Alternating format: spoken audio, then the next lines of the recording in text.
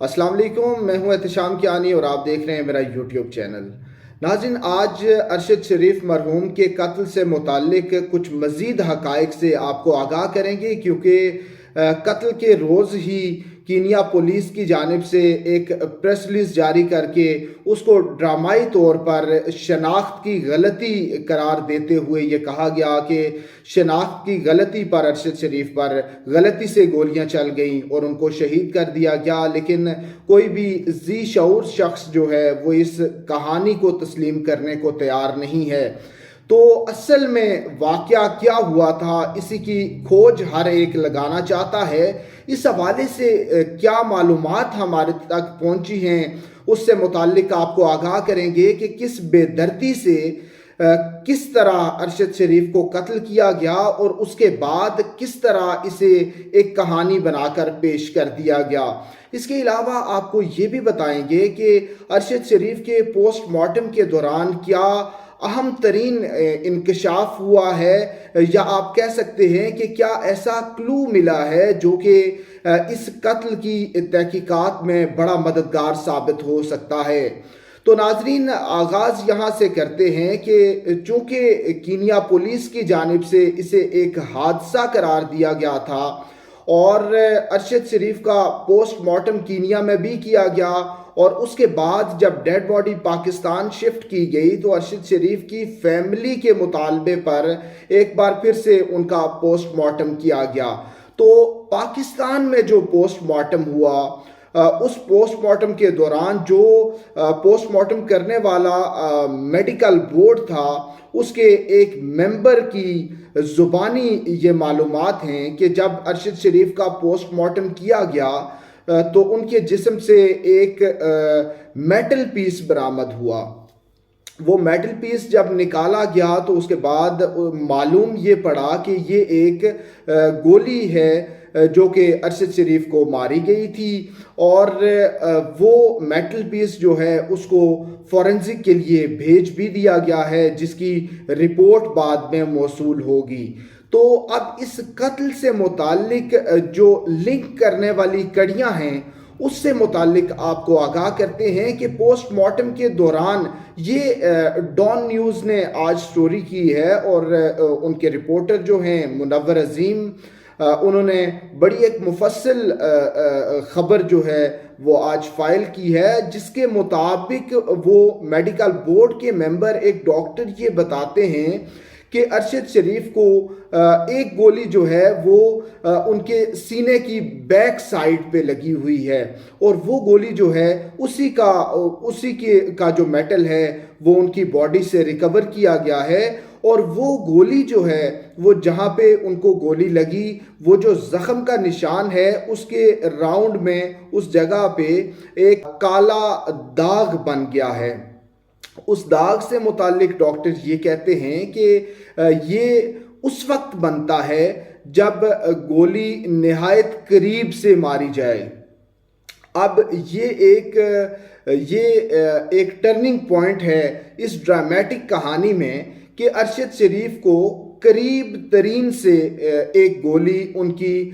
कमर में मारी गई। तो कमर में लगने वाली वो जो गोली है उसका मेटल पीस फॉरेंसिक के लिए भिजवा दिया गया है, लेकिन इससे क्लू ये मिलता है कि अरशद शरीफ का जो एक कहानी बताई जा रही है कि पुलिस ने उनको रोका, वो नहीं रुके, तो पुलिस ने फायरिंग कर दी क्योंकि एक बच्चे के अगवा से मुताल्लिक उनको कोई मालूमात थी। तो ये कहानी तो रद्द हो जाती है, क्योंकि अरशद शरीफ को जो गोली लगी वो उस मेडिकल बोर्ड के मेंबर डॉक्टर के मुताबिक उसका डिस्टेंस मैक्सिमम जो था वो 4 फुट का डिस्टेंस है। 4 फुट या उससे करीब के फासले से अरशद शरीफ पर यह गोली चलाई गई। और जैसा कि आपको मालूम है, जो तस्वीर भी एक सामने आई कि अरशद शरीफ गाड़ी में बैठे हुए हैं, पैसेंजर सीट पे फ्रंट पे, और उनका सीट बेल्ट भी बंधा हुआ है, और उनकी डेड बॉडी उसी तरह से पड़ी हुई है। लेकिन ये जो कहानी है ये उससे इंटायरली मुख्तलिफ है, और اب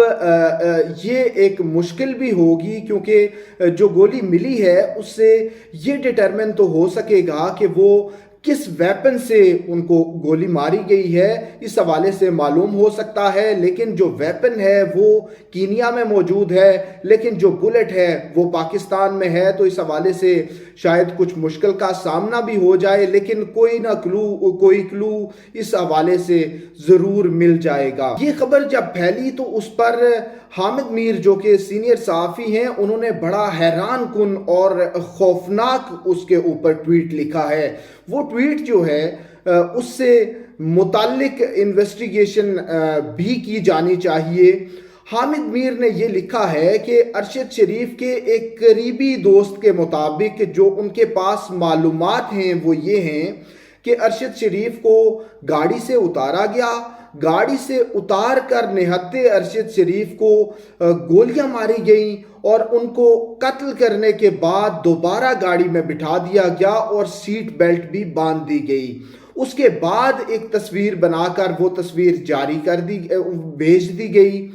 اب ناظرین، جو تصویر گاڑی کے اندر ارشد شریف کی ہے اس میں دیکھا جا سکتا ہے کہ وہ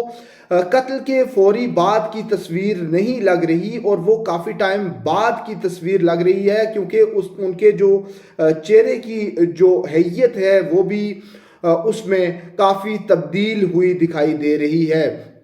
تو حامد میر کا یہ جو ٹویٹ ہے یہ بھی بہت سارے سوالات کھڑے کر رہا ہے، اور پاکستان سے جو 2 رکنی تحقیقاتی ٹیم بنائی گئی تھی وہ ٹیم بھی گزشتہ روز کینیا جا چکی ہے، اور اس کا مقصد یہ ہے کہ وہ وہاں پر انویسٹیگیٹ کرے گی کہ ارشد شریف کے قتل کے پیچھے محرکات کیا ہیں اور وہ قتل کس طرح سے ہوا۔ وہ کمیٹی اپنی رپورٹ تیار کرے گی اور وہ رپورٹ وزارت داخلہ میں جمع کرائی جائے گی۔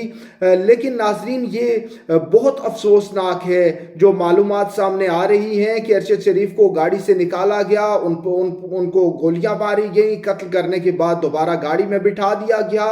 اور جو شخص ارشد شریف کے ساتھ موجود تھا وہ بھی ابھی تک اس کے بارے میں بھی کوئی معلومات نہیں مل سکی کہ وہ کہاں ہے، وہ بھی روپوش ہے۔ اس کے ملنے پر بھی بہت سے حقائق سامنے آ سکتے ہیں۔ مزید جو بھی اپڈیٹس آتی ہیں ان سے آپ کو آگاہ کریں گے۔ اب تک کے لیے اتنا ہی۔ اللہ حافظ۔